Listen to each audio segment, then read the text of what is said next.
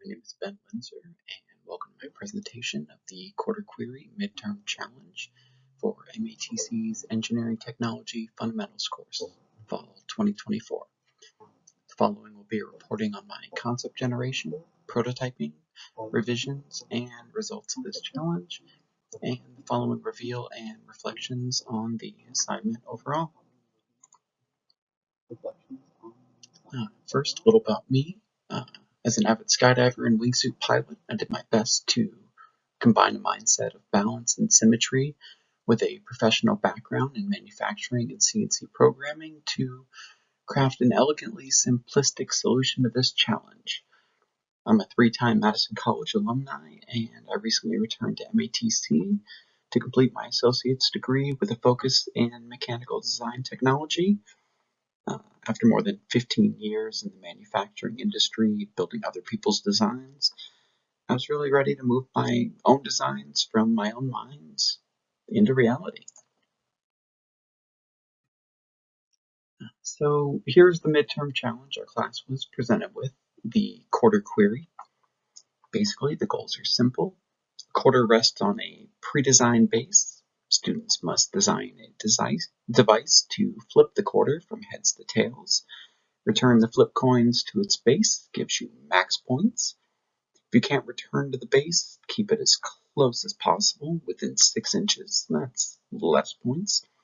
And if all else fails, propel it more than 6 inches from its starting point for minimal points. You've got 3 chances to flip the coin. May the best design win.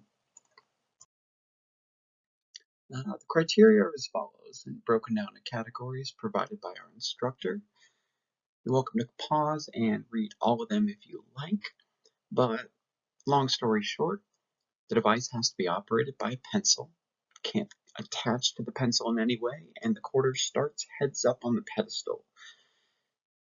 This has got to be safe, so no explosives or compressed air may be used within this contest.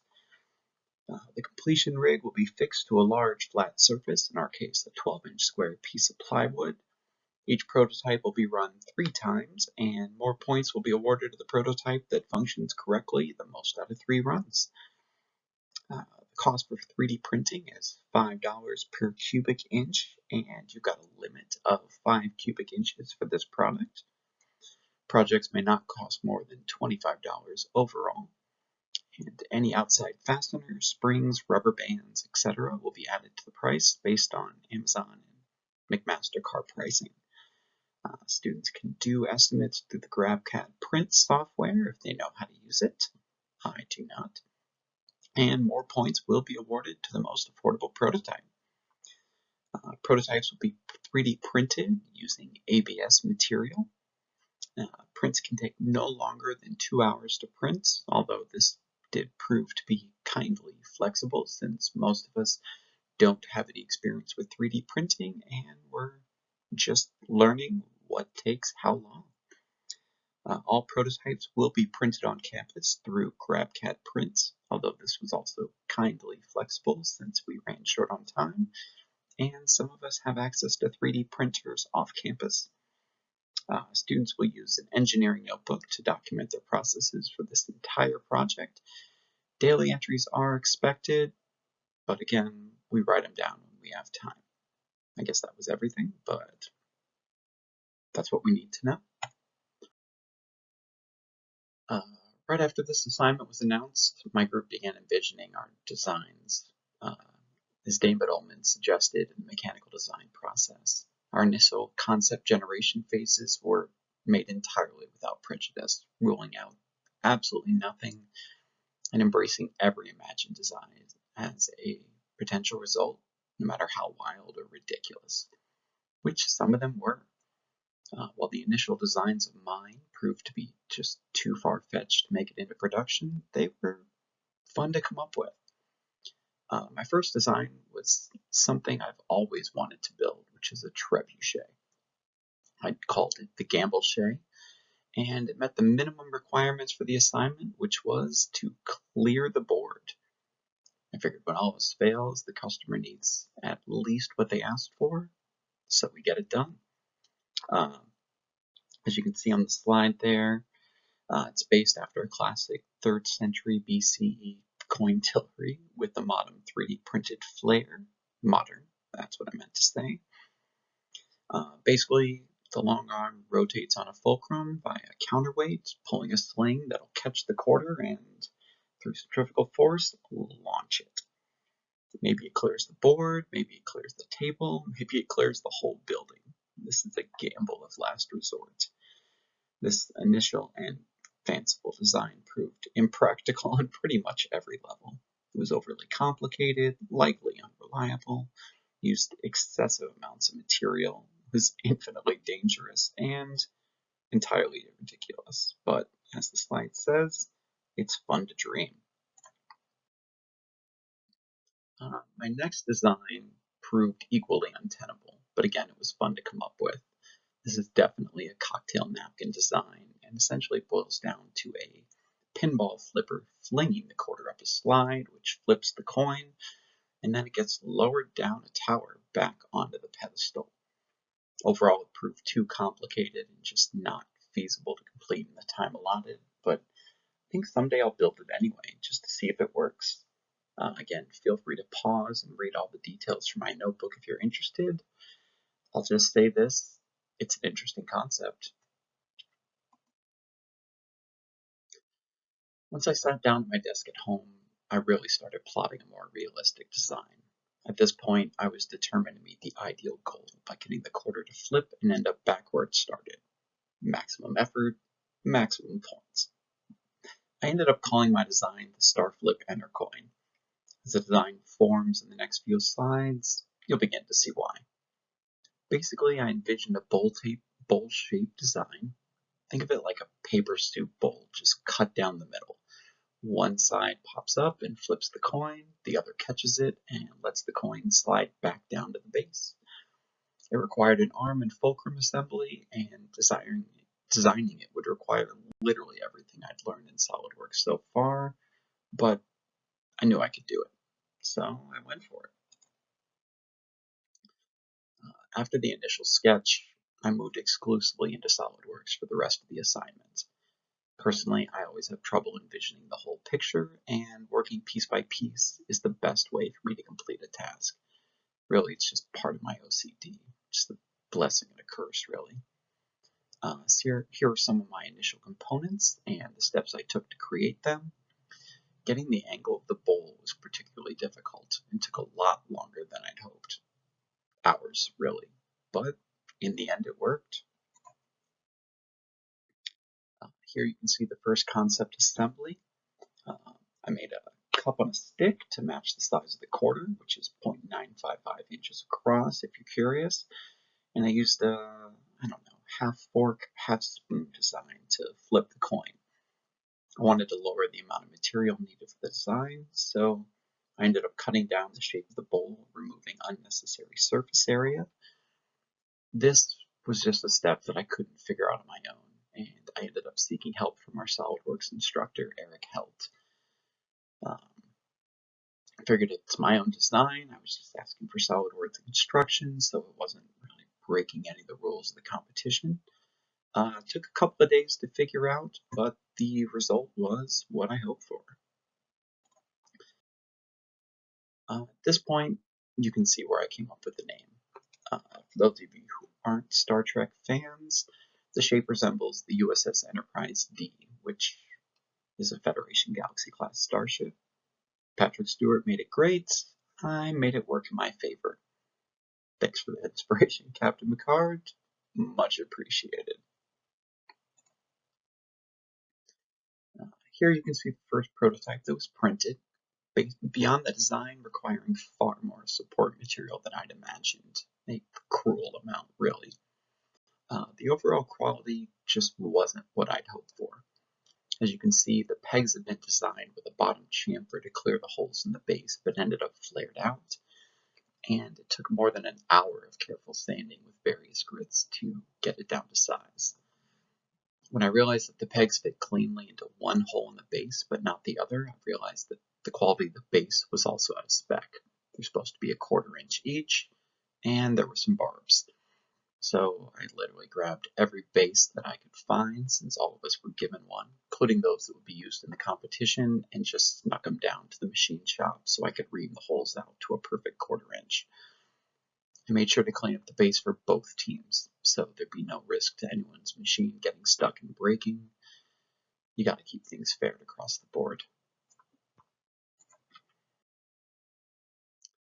Once I got everything down to size, I assembled my star flip and was pretty happy with the overall design for about a minute. Then everything began to fall apart. I designed the arm to be a press fit into the flip cup, and the slot was long enough that I could move it around to find the best angle, and in the process of moving it around, I managed to wear down the plastic, and the arm no longer gripped the cup. Tried to wedge in some plastic scraps and a rubber band, but wasn't enough to keep the cup from flexing and moving when I tried to flip the coin. I also found that at this point the cup wouldn't sit flat on the base, and if the coin can't rest flat on the pedestal to start, you don't get past the first stage of the competition. So something had to change. Here you can see some pictures of the first prototype as I taped them in my engineering journal, as well as a picture of the printer that we used, which is a Dimension SST 1200ES, codename Larry. In case you're curious, Larry is the left machine, Rita is the right machine. I guess it's just easier to remember which is which. I didn't name them, but it works. This machine was a $250,000 when it was new, big old chunk of change, but that was 10 years ago, and a lot has changed technologically in the last decade. But it's still a beast, and it works for the level we need it to at this point. You're welcome to pause and read all of this if you like, but basically this is when things really started to fall apart for me. Because the school week was over. It was Friday. The competition was Monday, and I didn't have time to print another prototype. The lab just isn't open on weekends.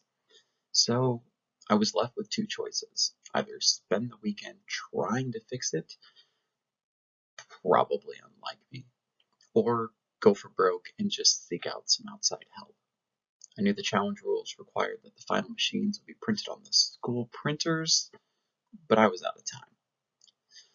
So rather than give up, I reached out to my friend Ryan Lake, who owns a local 3D printing down the street, DSM 3D Creations. We've worked together in the past, and I'd hoped he'd have time over the weekend to help me reprint my design so I could try to work on it from scratch. I told him all the parameters of the competition, ABS plastic, 100% infill, and that I needed to do all the design work myself.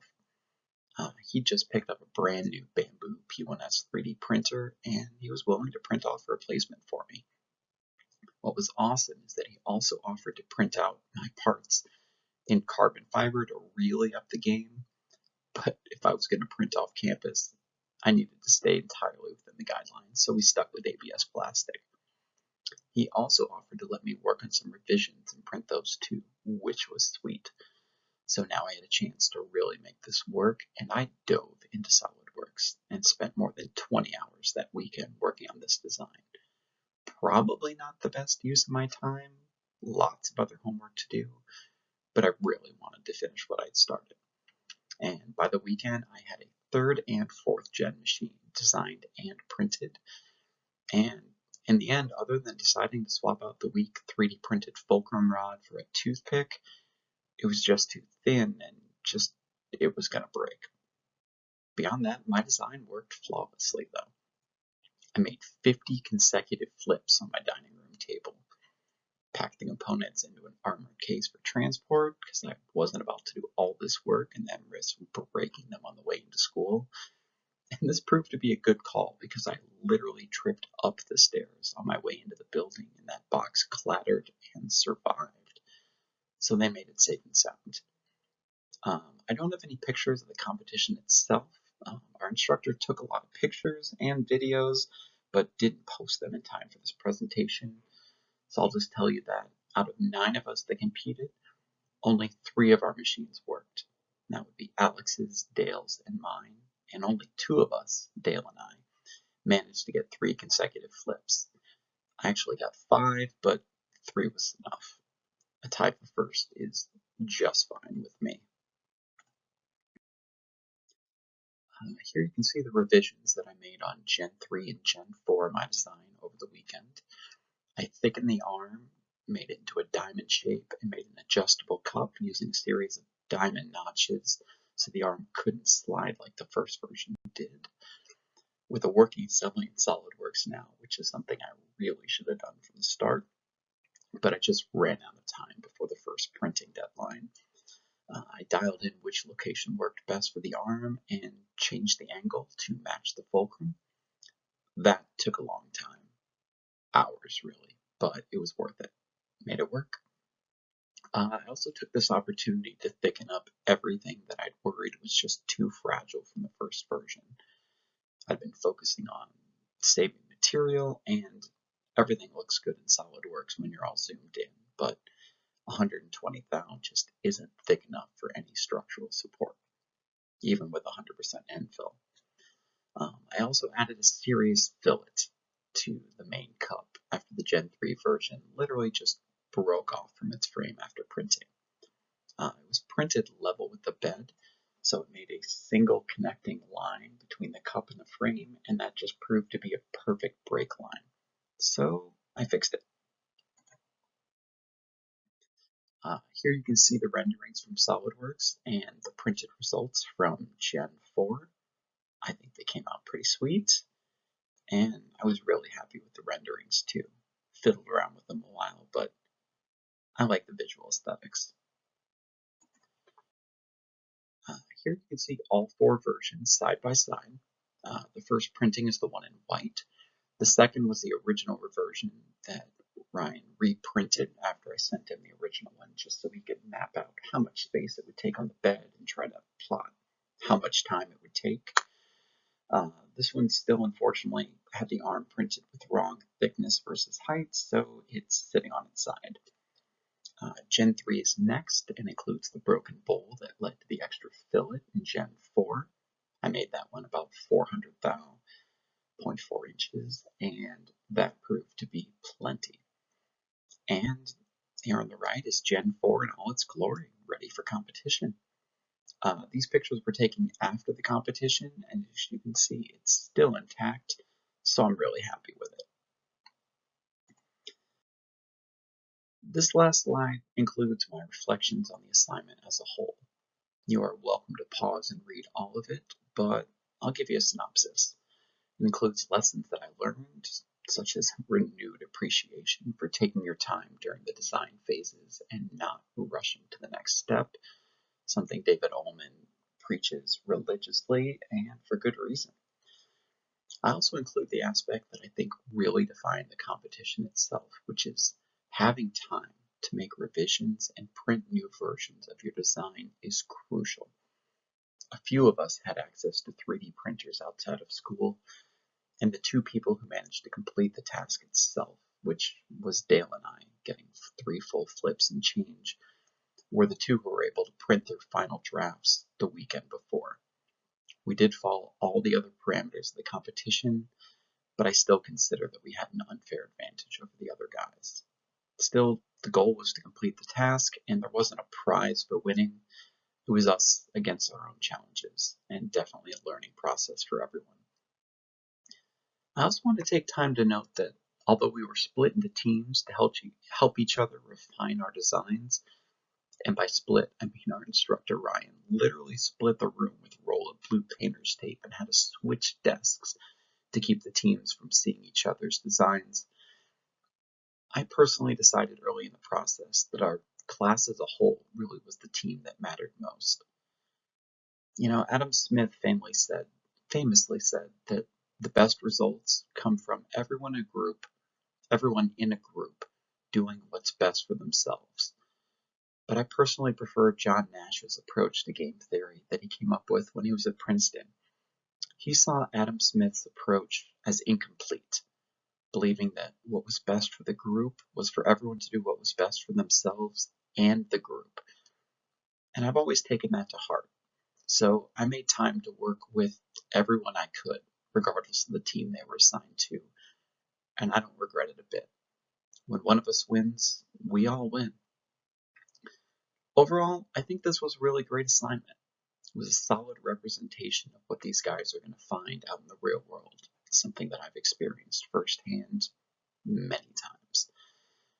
Customers aren't always clear on what they want, and they change their mind. Deadlines change. Price is always a concern, and something always seems to go wrong along the way. You just have to deal with it. You work with what you've got and find a way to make it work. That's just how the game is played. That's it for me. Thanks for listening and have a fantastic day. Ben out.